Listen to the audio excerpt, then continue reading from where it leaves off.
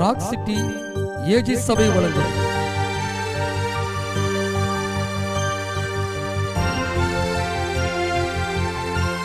கிருபையும் சத்தியமும்.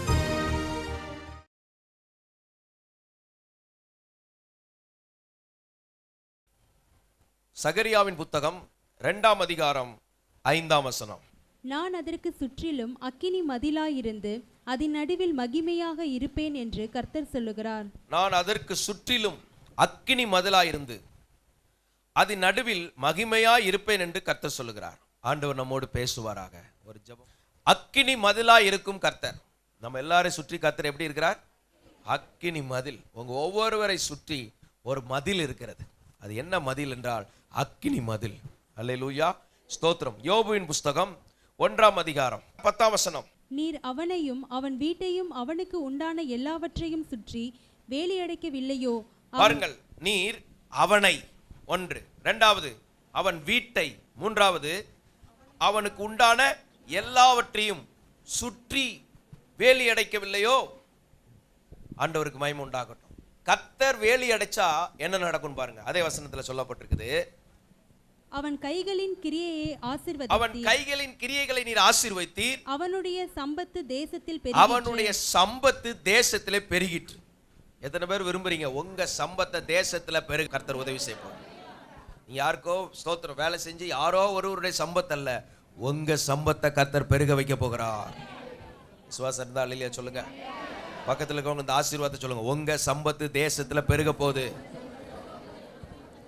அதுல சந்தோஷப்படுறீங்களா? அதை விசுவாசிக்கிறீங்களா? அந்த வேர்டு சொல்லப்படும் போது அது நடக்கும் நம்புறீங்களா? ஒருத்தங்க நம்மளை வாழ்த்த கர்த்தர் வைக்கிறார். அதனால உங்க சம்பத்து தேசத்துல பெருக போகிறது. சரி, அக்கினி மதிலாய் இருக்கும் கர்த்தர். அதான் இன்னைக்கு செய்தியின் தலைப்பு. அக்கினி மதிலாய் நம்முடைய தேவன் இருக்கிறார். யாத்ராமத்தின் புஸ்தகம் 3ஆம் அதிகாரம் 2ஆம் வசனத்தை வாசிக்கும் போது, அங்கே கர்த்தருடைய தூதனானவர் ஒரு முட்செடியின் நடுவிலிருந்து உண்டான அக்கினி ஜுவாலையிலே நின்று அவனுக்கு தரிசனமானார். முதலாவது அந்த அக்கினி எப்படி வெளிப்படுதுன்னா, ஸ்தோத்திரம், மோசேக்கு தரிசனமாகிறார். ஒரு முட்செடியில தரிசனமாகிறார். முட்செடி எல்லாம் அக்கினினால் எரிந்து கொண்டிருக்கிறது. அந்த முட்செடியோ வெந்து போகவில்லை.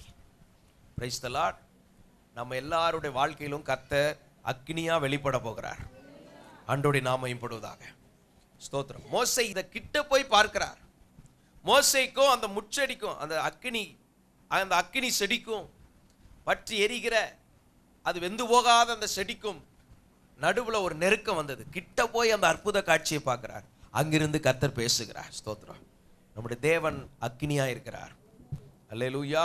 அவர் அன்புள்ளவர், நல்லவர், வல்லவர், அற்புதங்களை செய்கிறவர், இதெல்லாம் நமக்கு தெரியும். அவர் ஸ்தோத்திரம் அக்கினியா இருக்கிறார். ஆண்டவருக்கு மகிமை உண்டாகட்டும். அது மட்டுமல்ல, யாத்ராகமம் 13ஆம் அதிகாரம் 22ஆம் வசனத்தை வாசிக்கும் போது, பகலிலே மேகஸ்தம்பமும் இரவிலே அக்கினி ஸ்தம்பமும் ஜனங்களிடத்திலிருந்து விலகி போகவில்லை. எப்பொழுது மோசே இந்த அக்கினியை சந்தித்தானோ அப்பவே இந்த அக்கினி அவனுக்குள்ள வந்தது. இப்போ இஸ்ரவேல் ஜனங்களை வழி நடத்த மோசேயை கர்த்தர் பயன்படுத்தினார். இந்த இஸ்ரவேல் ஜனங்கள் எங்கெல்லாம் போறாங்களோ அங்கெல்லாம் இந்த அக்கினி ஸ்தம்பம் வந்து கொண்டே இருக்கிறது. அல்லேலூயா. பகலா மாறும்போது ஸ்தோத்திரம் அது மேகஸ்தம்பமா மாறிடும். இரவு வரும்போது அக்கினி ஸ்தம்பமா மாறிடும். இன்றைக்கு எந்த சூழ்நிலையிலும் நம்மை பாதுகாக்கிற கர்த்தர் நம்மோடு இருக்கிறார். உங்க வாழ்க்கையில எந்த இருள் போராட்டம் போல் இருந்தாலும் சரி, ஒரு அக்கினி உங்க மத்தியில எரிந்து கொண்டே தான் இருக்கும். ஸ்தோத்திரம். குணசாலியான ஸ்திரியை குறித்து சொல்லப்பட்டிருக்கு, இரவிலும் அவள் விளக்கு அணையாதிருக்கும். துன்மார்க்குண்டே விளக்கு அணைந்து போகும். ஸ்தோத்திரம். நம்ம வாழ்க்கையில விளக்கை அணையாமல் பாதுகாக்கிற கர்த்தர் நம்மோடு இருக்கிறார். நம்ம மேல ஒரு அக்கினியின் தேவன் நமக்குள்ள இருக்கிறார். Praise the Lord. அக்கினியின் தேவன் அவர். ஸ்தோத்திரம். அல்லேலூயா. அது ஏன்னா அதை நீங்க சொல்லும் போதே ஸ்தோத்திரம், வாய் விட்டு சிரிச்சா நோய் விட்டு போயிருவாங்கல்ல. நீங்க வாய் விட்டு சொன்னீங்கன்னா பேய் விட்டு போயிரும். சொல்லுங்க, அக்கினியின் தேவன் என்னோடு இருக்கிறார். அக்கினியின் தேவன் என்னோடு இருக்கிறார். கரங்களை தட்டி கர்த்தருக்கு மகிமை செலுத்துங்க. ஸ்தோத்திரம். பலவிதமான போராட்டம், சோர்வு, கட்டெல்லாம் இருக்கும். கர்த்தரை உயர்த்தும் போது அது உடைஞ்சு ஓடிடும். தேவன் வெளிப்படும் போது பிசாசு ஓடி போயிடுவான். ஆண்டவருக்கு மகிமை. ஸ்தோத்திரம். இந்த அக்கினி ஸ்தம்பமா கூட போயிட்டே இருக்கிறார். இந்த அக்கினி மதில் எப்படி வந்தது? அந்த சரித்திரத்தை தான் வேதத்திலிருந்து பார்க்கிறோம். முட்செடியில காணப்படுகிறார், மேகஸ்தம்பமா கூட போயிட்டே இருக்கிறார். இது எங்க ஆரம்பிச்சதுன்னா, என்னைக்கு எகிப்தை விட்டு வந்தோமோ அன்னைக்கே மேகஸ்தம்பம் அக்கினி ஸ்தம்பம் ஆரம்பிச்சிருச்சு. என்னைக்கு ஸ்தோத்திர பாவத்தை விட்டுட்டு மற்ற காரியங்கள் தேவன் விரும்பாததெல்லாம் எனக்கு வேண்டாம், ஸ்தோத்திரம் இயேசுவை நான் பின்பற்ற போறேன், என் பாவம் மன்னிக்கப்படணும், இயேசுவின் ரத்தத்தினால் நான் கழுவப்படணும், நான் புது வாழ்க்கை வாழ விரும்புகிறேன், நீ என்னைக்கு விட்டு கொடுக்குறீங்களோ அன்னையிலிருந்தே இந்த அக்கினி ஸ்தம்பமும் மேகஸ்தம்பமும் உங்க கூட இருக்குது. அல்லேலூயா. அது எதை குறிக்கிறது என்றால் தேவனுடைய வழி நடத்துதலை குறிக்கிறது. கர்த்தர் உங்களை நடத்துவார், நடத்துகிறார். அதைத்தான் வேத வசனம் சொல்லுகிறது. கர்த்தர் உன்னை நித்தமும் நடத்தி, எப்படி நடத்துவாரா? நித்தமும் நடத்துவார். எந்த சூழ்நிலையிலும் கர்த்தர் நம்மை நடத்துவார். நாம் சூழ்நிலைமைகளை பார்க்கிறவர்கள் அல்ல, அந்த சூழ்நிலைமைகளில் தேவன் நம்மை எப்படி நடத்துகிறார் என்பதை பார்க்கிறவர்கள். நாம் சோதனைகளை பார்க்கிறவர்கள் அல்ல, அந்த சோதனையின் மத்தியிலே தப்பிச் செல்ல ஒரு போக்கை கர்த்தர் ஏற்படுத்துவாரே, அந்த போக்கை பார்த்து நாம் தப்பிக்கொள்ளுகிறவர்கள். விசுவாசிக்கிறீங்களா? சிலர் சோதனையே பார்த்து கொண்டிருப்பாங்க, சிலர் பிரச்சனையே பார்த்து கொண்டிருப்பார்கள், சிலர் போராட்டத்தையே பார்த்து கொண்டிருப்பார்கள், சிலர் வியாதியே பார்த்து கொண்டிருப்பார்கள், சிலர் கடனையே பார்த்து கொண்டிருப்பார்கள். நாம் அவைகளை பார்க்கிறவர்கள் அல்ல, அவைகளிலிருந்து வெளியிலே தேவன் நம்மை எப்படி விடுதலையாக்கி கொண்டு வருகிறார் என்பதை பார்த்து விடுவிக்கப்படுகிறவர்கள். நீங்கள் விடுவிக்கப்படுகிறவர்கள். கர்த்தர் உங்களை விடுவிக்கிறார். ஆமேன்னு சொல்லி ரிசீவ் பண்ணுங்க. நான் உங்க மேல ஒரு ஆசீர்வாதத்தை சொல்றேன், இயேசு நாமத்தை. நீங்க அதை ஆமேன்னு வாங்கிக்கிடணும், அதை ரிசீவ் பண்ணணும். நீங்க சொல்லலைன்னா அது உங்களுக்கு வராது. இல்லைன்னா கேட்டுட்டு மட்டும் போயிடுவீங்க. இது கேட்டுட்டு போற இடம் அல்ல, இது மாற்றம் அடைகிற இடம், இது மறுரூபமாக்கப்படுற இடம், இது நாம் உயர்த்தப்படுகிற இடம், இது அந்த கட்டப்பட்ட கழுதை குட்டியின் கட்டை அவிழ்த்து விடுகிற இடம், இது முள்ளுல சிக்கி இருக்கிற அந்த ஆட்டை விடுதலையாக்குகிற இடம், இது குழியில கிடக்கிற அந்த ஆட்டை தூக்கி எடுக்கிற இடம். அல்லேலூயா. சிங்கங்களின் வாயில இருக்கிறவர்களை தப்புவிக்கிற இடம், சர்ப்பத்தின் கட்டிலிருந்து உடைத்து விடுவிக்கிற இடம். அல்லேலூயா. ஆண்டவர் நம்மத்தில் இருக்கிறார். ஆண்டவருக்கு மகிமை உண்டாகட்டும். அப்ப அந்த அக்கினியின் தேவன் எப்படி வெளிப்படுகிறார் பாருங்க. அவர்களோடு கூட செல்கிறார், கூட போகிறார். நீங்க போகிற இடத்துல எல்லாம் கர்த்தர் உங்களோடு வருகிறார். உன் தேவனாகி கர்த்தர் நான் உன்னோட இருக்கிறேன், நான் உன்னோட இருக்கிறேன் கர்த்தர் சொல்லி இருக்கிறார். நம்ம கூட கர்த்தர் இருக்கிறார். நீங்க யாரும் தனித்து இல்லை, நீங்கள் யாரும் தனித்து எதையும் சந்திக்கவில்லை. எவ்வளவு பெரிய பிரச்சனைகளை சந்தித்தாலும் நீங்கள் தனித்து சந்திக்கவில்லை, அதை உங்களோடு இருக்கிற தேவன் அதை சந்திக்கிறார். விசுவாசிக்கிறீங்களா?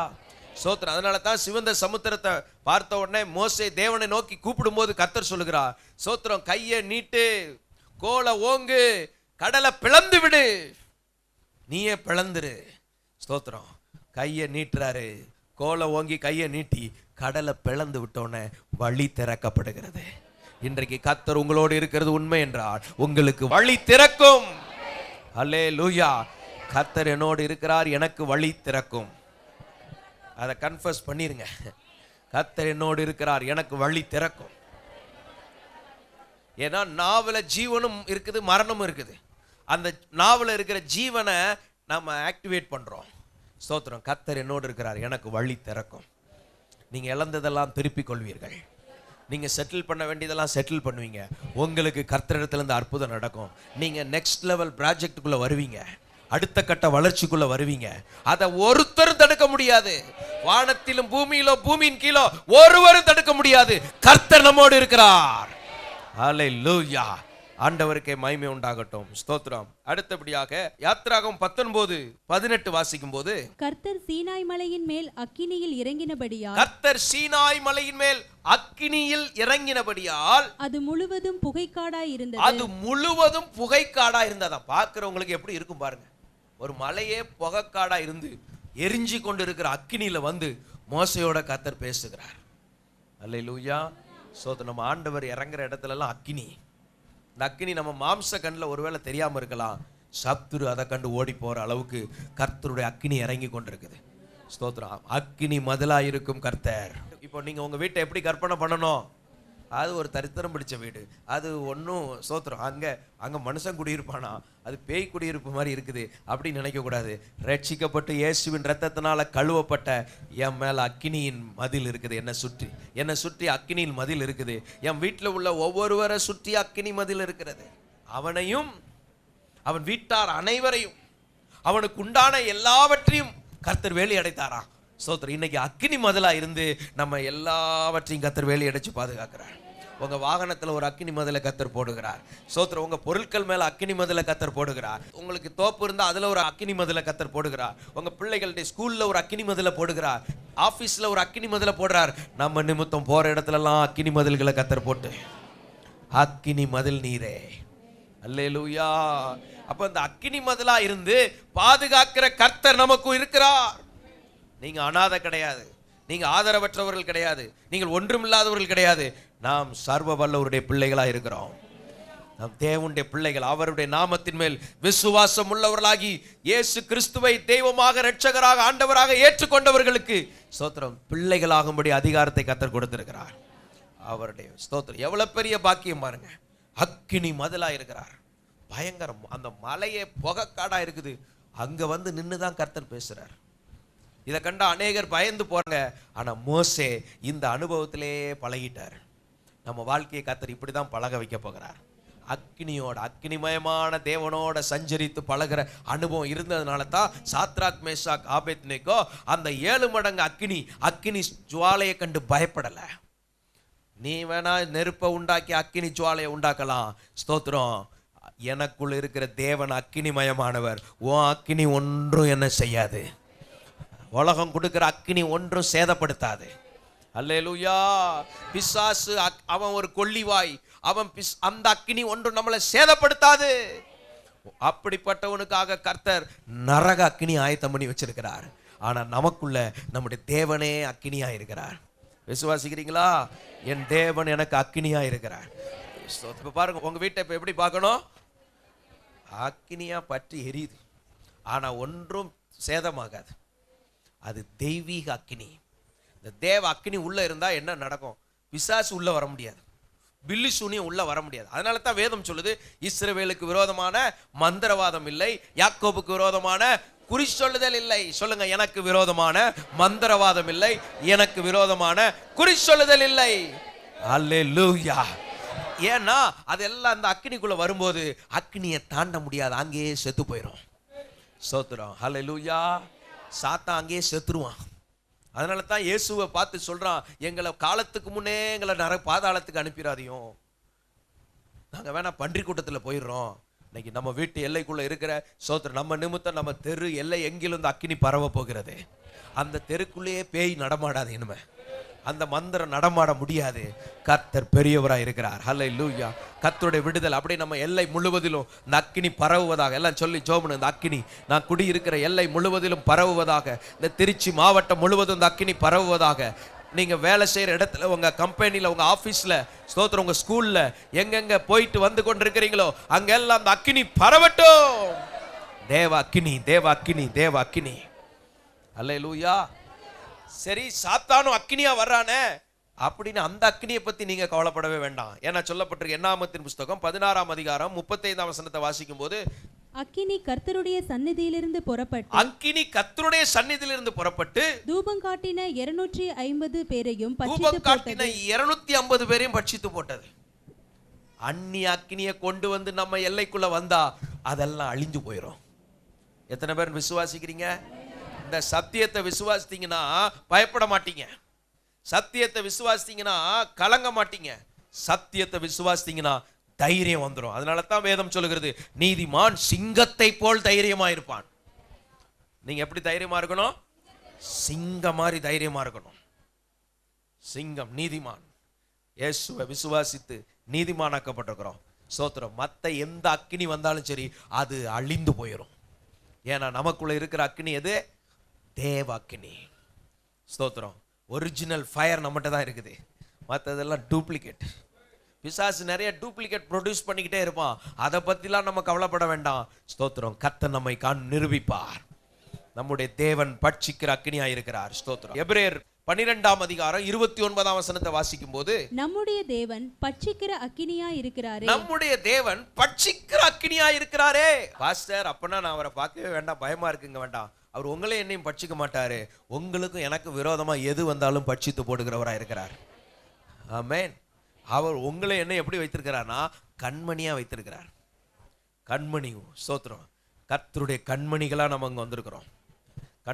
கண்மணிகளின் கூடுகை. ஸ்தோத்திரம். நம்முடைய தேவன் பட்சிக்கிற அக்கினியா இருக்கிறாரே,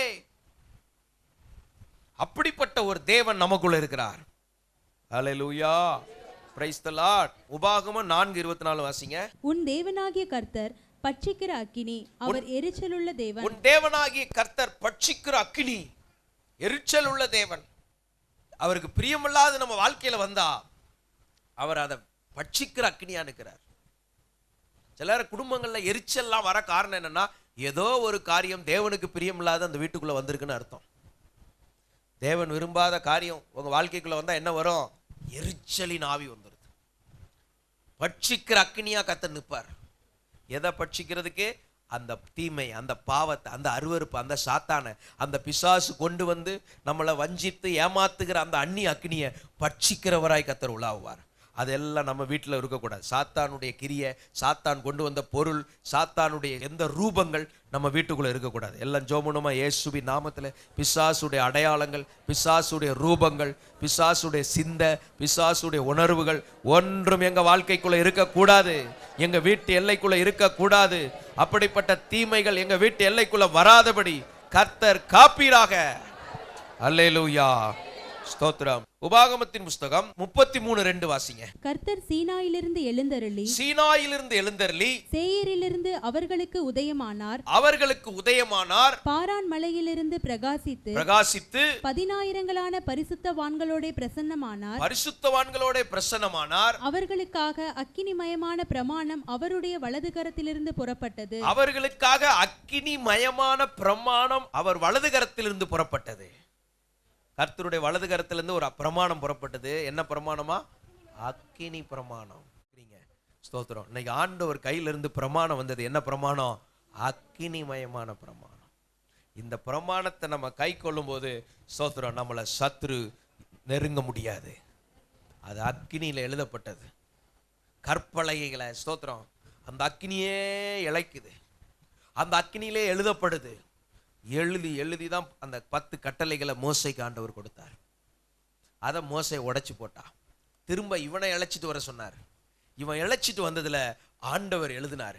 இதே போல முதல்ல கொடுத்த கட்டளையை மனுஷன் கை கொள்ள முடியலன்னு சொல்லி தேவனே நம்முடைய ஸ்தோத்திரம் இருதயத்துல பிரமாணங்கள் எழுதுகிறார்.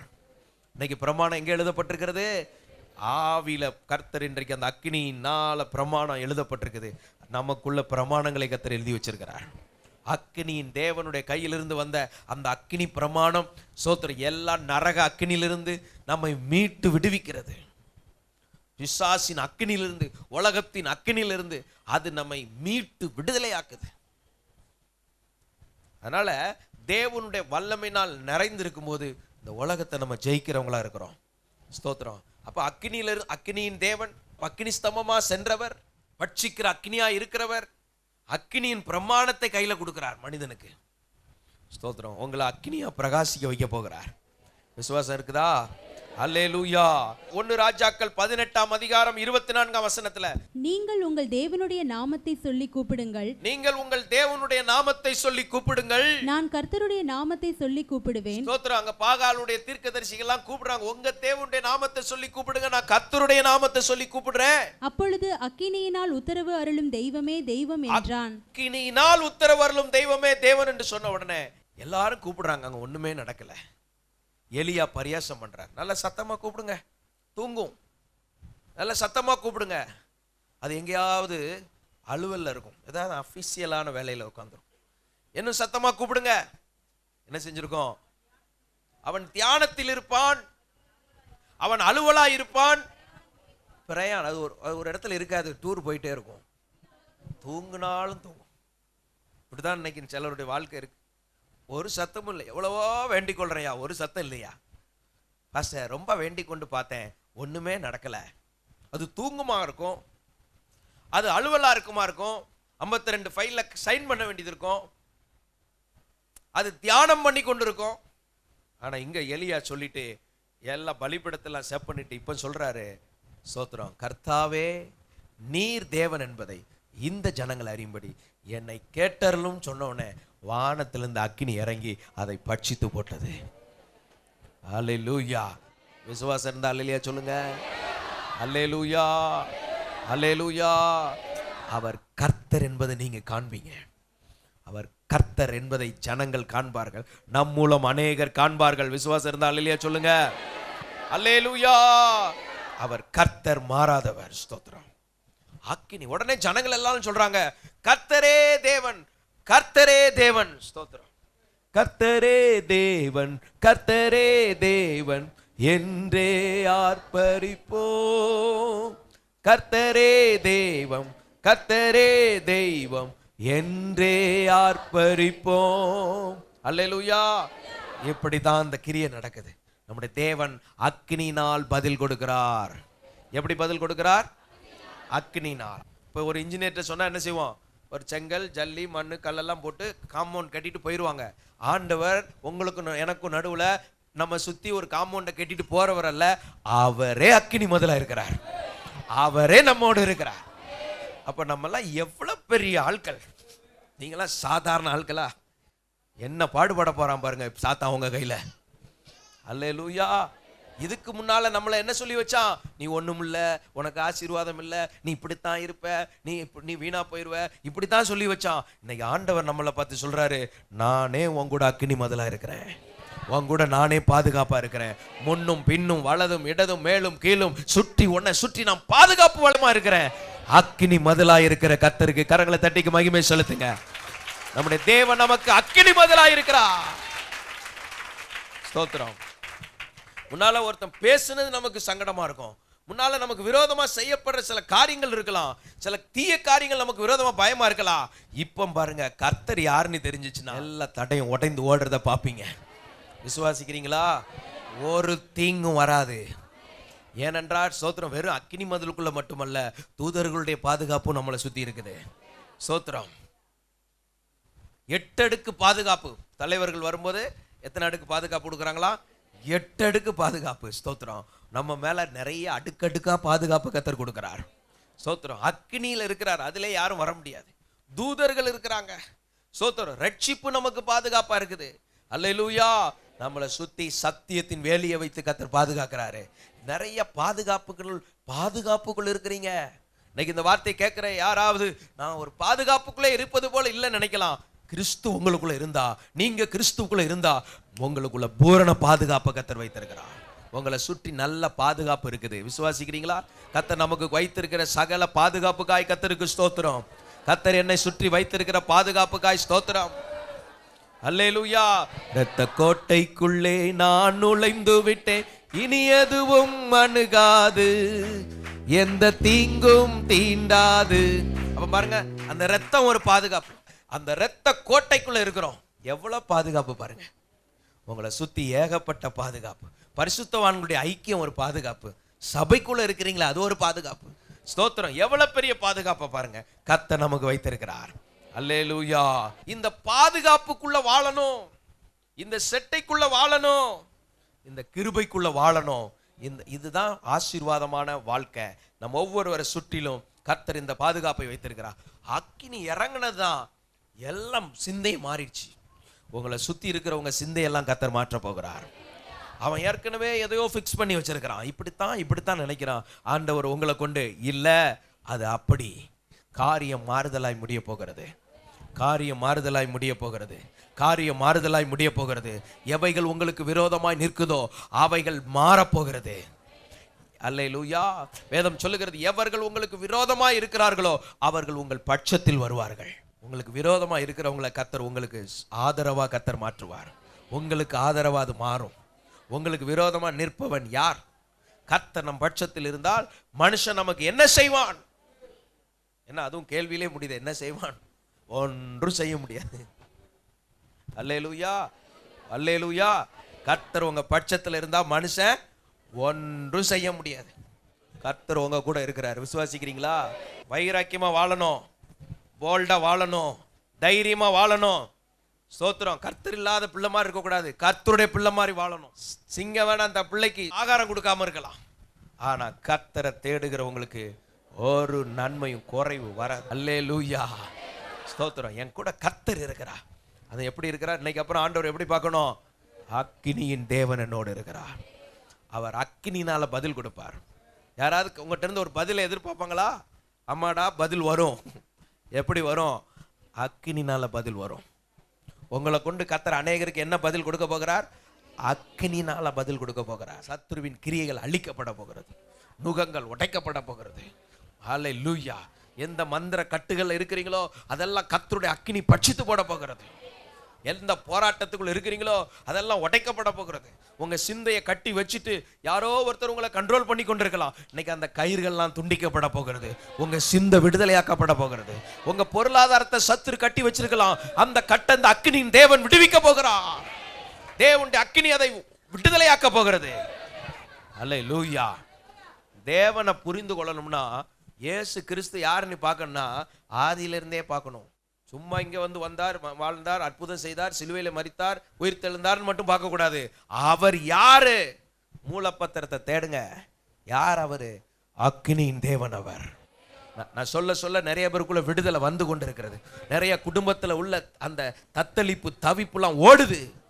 அந்த அக்கினி இறங்குது உங்க வீட்டுக்குள்ள, உங்க வாழ்க்கைக்குள்ள இறங்குது. கர்த்தருடைய விடுதலை வருது. உங்க வீட்டை மேன்மைப்படுத்துவார் கர்த்தர். உங்க தெருவுல உங்க வீட்டை கர்த்தர் உயர்த்தி காமிப்பார்.